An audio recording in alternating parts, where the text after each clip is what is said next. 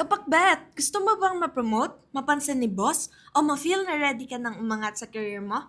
Here are the top 3 feng shui items para sa career growth, leadership, at next level opportunities. Producing Victory Medallion.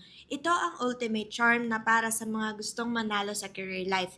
It boosts your presence, helps you rise above competition, at nagbibigay ng winning energy sa mga moments na kailangan mo ng push.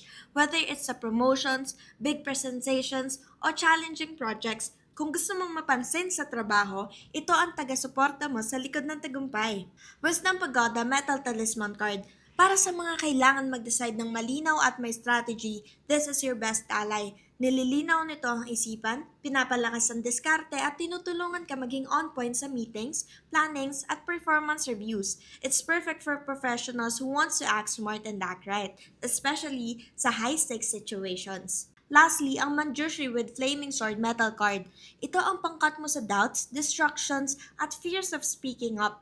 Manjushri represents wisdom and clarity, and with the Flaming Sword, it pushes you to express yourself with power and confidence. Perfect ito sa mga gustong tumayo bilang leader at mag-level up sa trabaho. Sa feng shui, bawat items ay may dalang intensyon para sa mas masaganang bukas. Lahat ng feng shui items na nabanggit, available sa Pakbet TV.